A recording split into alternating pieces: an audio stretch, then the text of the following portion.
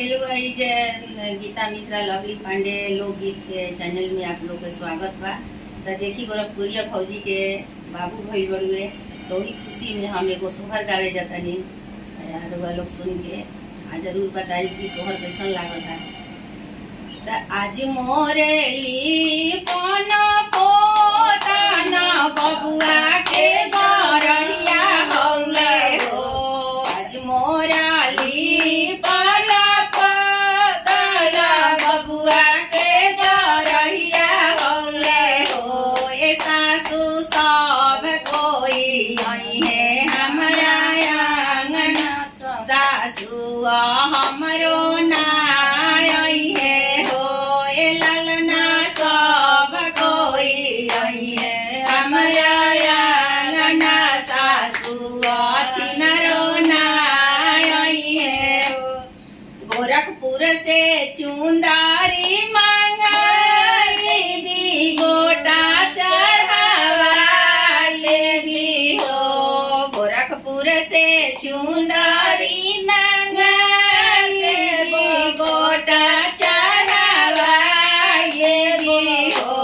ए सासू तो हरे बेटा से भेजावा भी आंगनवा हमरो जानी हो। ए सासू तो हरे बेटा से भेजावा भी आंगनवा हमरो जानी आई हो।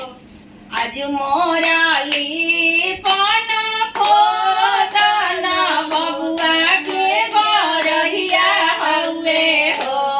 ए ललना सब कोई आई है हमारा आंगना, गोतिनिया हमरो ना आई है। गोतिनिया हमरो ना आई है हो।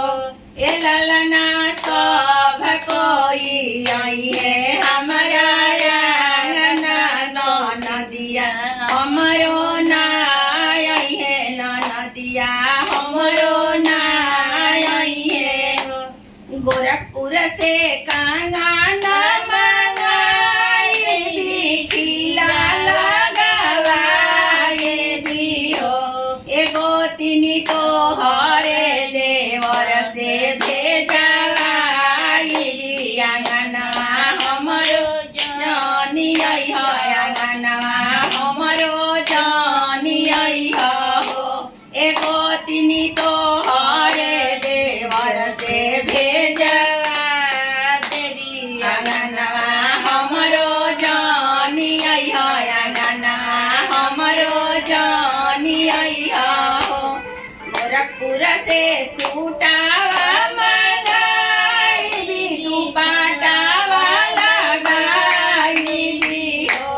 ए ननद तो हरे भैया से भेजावा आंगनवा हमरो जानी आई हो। आंगनवा हमरो जानी आई हो। ताही बुढ़ियो माई खुश बाड़ी। गोरखपुरिया भौजी के बबुआ भेल तो देखी सोहर गावत तारी ताली पीट पीट के।